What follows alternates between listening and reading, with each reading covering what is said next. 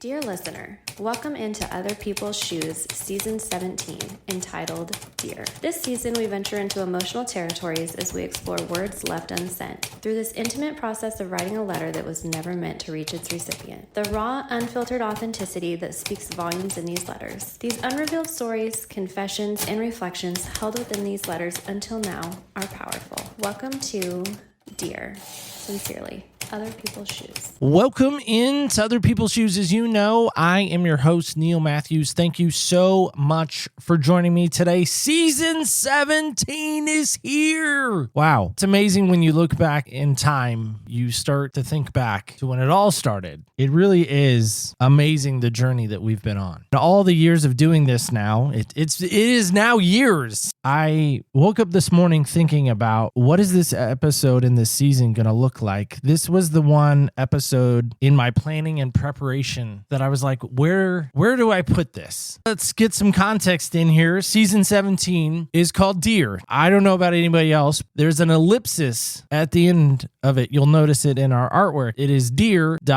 3 dots. That is called an ellipsis. So generally what that means is something is coming or something is yet to be said. This last summer, I was with my family in Oregon, where we live. I know, not North Carolina. Was really perplexed on what I wanted to do and the direction I wanted to take the show in. And lo and behold, I turn on the radio. There is a Mercy Me song that comes on. And the song is called Dear Younger Me. And I've heard the song a number of times. It's not a new song to me. But it was in that moment that I really started to reflect on Dear Younger Neil. The journey that my wife and I have taken together even. Things that I would say to younger Neil. And the things that I would do for younger Neil.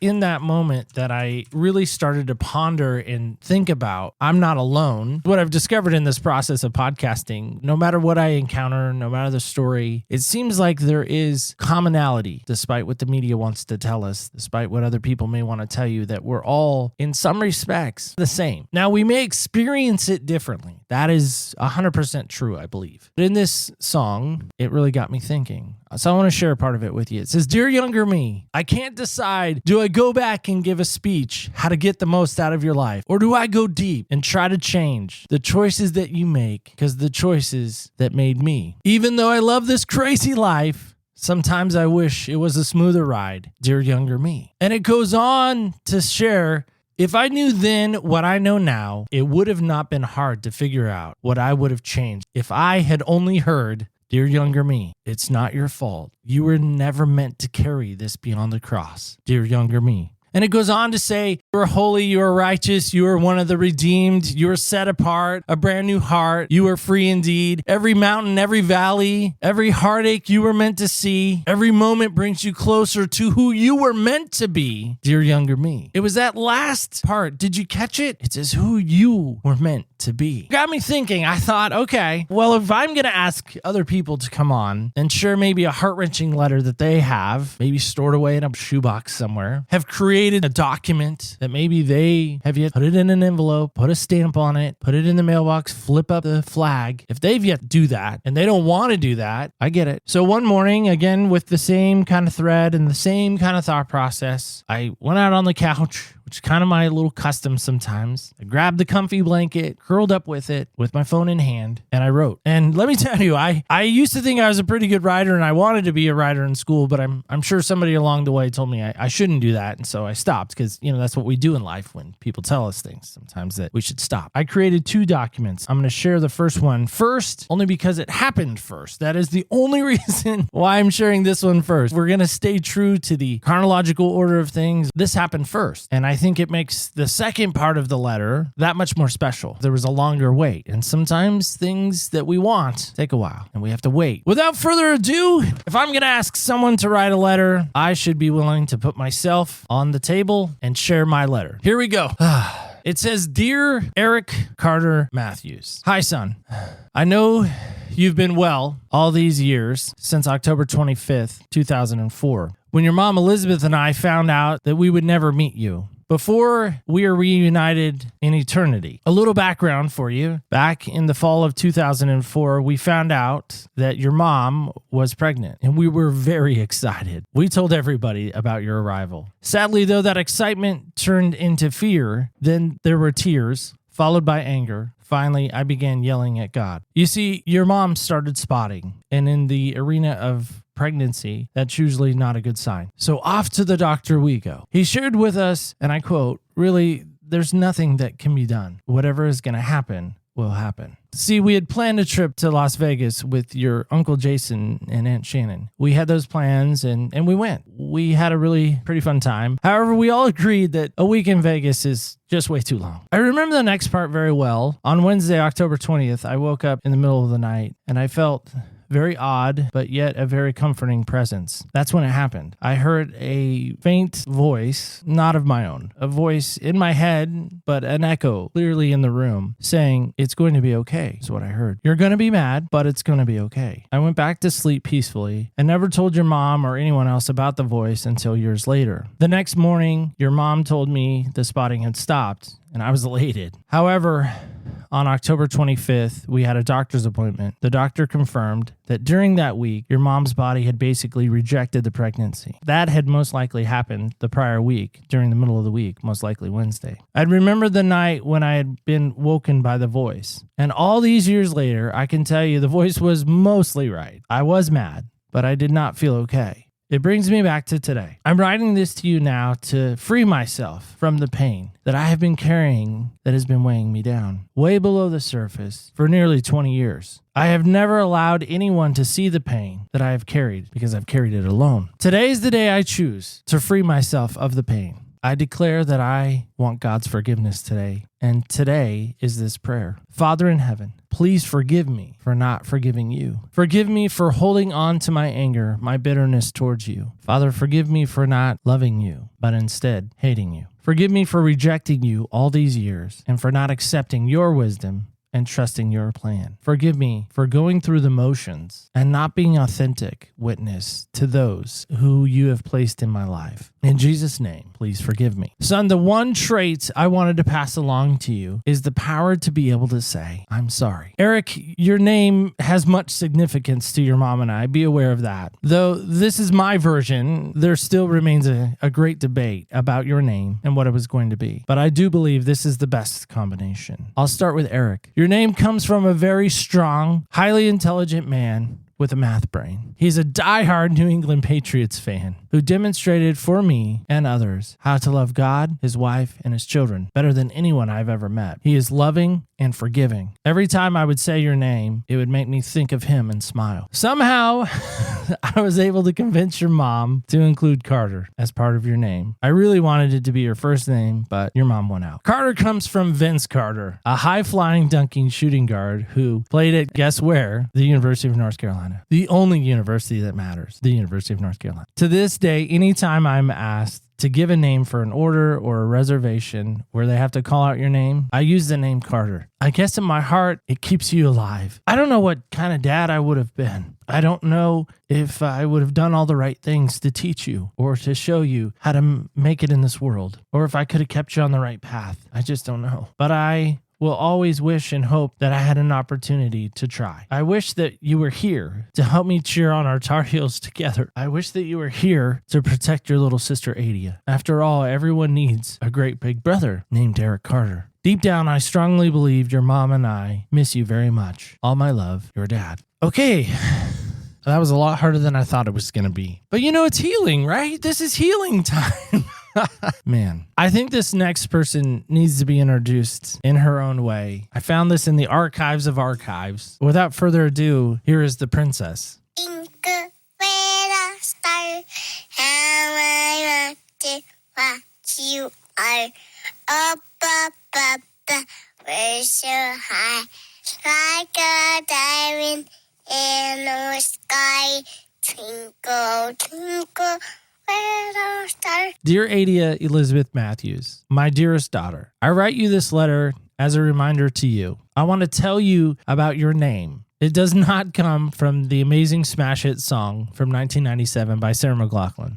I promise. However, it is pretty cool to have a song with your name in it, if I do say so myself. It comes from Swahili. It is defined as a gift or noble. Either way, you've been our gift. And I mean, after all, Lana K. Matthews doesn't really sound as pretty now, does it? I know you know this. Your name, Elizabeth, comes from your mother, my queen. She has given you her beauty, her grace, her intelligence, her stubbornness. But much like your mom, it's hard to move you once you make your mind up about something. It's in this moment I want to remind you of the day that you came into our world. Yes, truth be told, it was the night Kevin Durant was drafted by a team in the NBA that doesn't even exist anymore. However, I do remember other things. For example, I remember the moment you met Arena, Aunt Jason and Uncle Shannon's daughter. You were reaching out your little arm and her little hand out. Even Arena is smiling as she touched your little fingers. I still have the photo for proof. I remember that little Arena praying for you night in and night out, year after year, for you to make your noble presence into our world. Also the moment with me. This one I wish I had proof of. It only lives in my memory, sadly. You were laying in the little hospital bed thing. You were looking at me and grabbing my little finger and looking at me and holding on with all your strength. I hold that one so deep in my heart. I don't know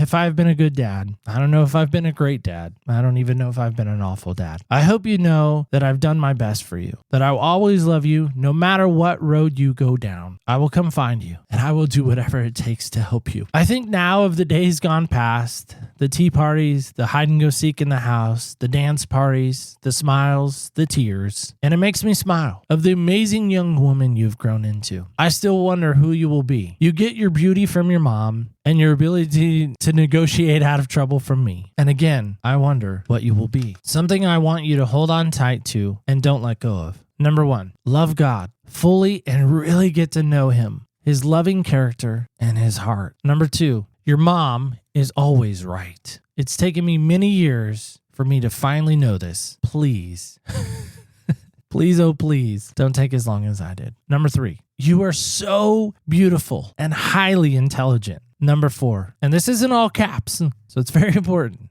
I'm not yelling it, but it's very important. It's okay to cry. You're not weak by doing it. Number 5, be who you want to be. You really can be anything you set your mind to. You will always be my little girl. No guy will ever be good enough for you. You just gotta know that. I also don't want you to forget you carry my last name. Now that means a lot to me, so just remember that too. One day you may choose to change your name to something like Shashevsky. Please don't choose that name, by the way. However, whatever name you choose to take, just know you will always be my little princess, Adia Elizabeth Matthews. You can always hold on to my little finger with all your strength, and I will be here. All my love, Daddy. Again, sometimes in life, it gives people courage when you see someone else do it. It gives people a sense of, well, if they can do it, I can do it too. Full disclosure, I'm sort of afraid of heights. And around these parts...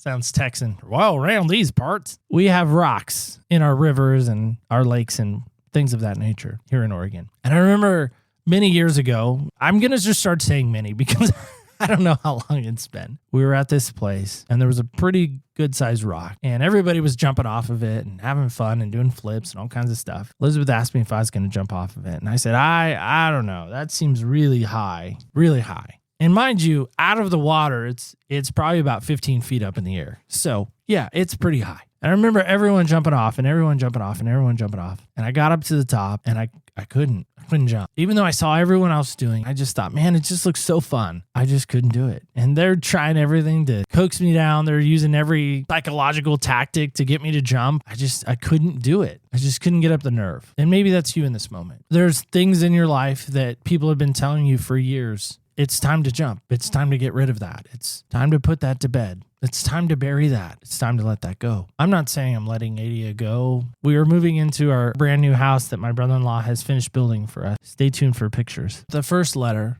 really was a struggle for me to write and to share even with you guys. I never even realized I was carrying that much of that around still. And that letter actually helped free a lot of that. I want to ask you this question. As we embark in this new season, as we turn the page, I'm sure they don't cost very much money anymore because it seems like we do everything electronically. Do you guys have these in your areas? Let me know. We have a dollar store. We have Target and Staples and places like that. In the studio that is now built, the Shoe Shack studio, as we call it, I have somehow amassed a fair amount of notebooks and spirals and things to write things down on. In fact, I'm staring at 2 right now. They're very tiny, but I have a lot of notebooks and a lot of them have empty pages. Maybe this is your moment to go get a notebook, to get a cool pen even. I love the Pilot G207. By the way, 07 is the most important part. Maybe today, this week, you could find time to get in your own shoe shack. And it doesn't even have to be a shoe shack. Just be a place where you feel comfortable. And you sit down and don't worry about spelling. I'm the worst speller on the planet. Just sit down and write a letter to someone and let it go. I will tell you, after writing these two,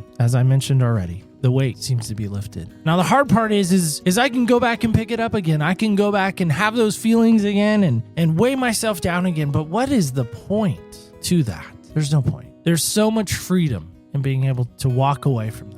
So again, as we close out today, I just want to call that to your attention and share and say, listen, sometimes if we're right at the edge of something and we see everybody else jumping in and we're like, that's too hard. I can't do that. Let me somehow be of an example to you to say, if I can do it, you can do it. If I can let go of these things, you can too. So dear younger me, it's not your fault. You were never meant to carry this beyond the cross. In other words, you were never meant to carry the burden of this. You just weren't. So maybe today's the day we say, okay, I'm freeing myself of that burden. You can let me know at opspodcast.com. That's a great place to let me know if you have a letter too you want to share. I'd love to hear that. Love to maybe feature that if you're willing. You can let us know on the social medias at OPS Podcast Show under Facebook, Instagram, and X. I'm just going to embrace it. It's X. Last but certainly not least, remember, when you walk in other people's shoes, you really do get a different perspective on life.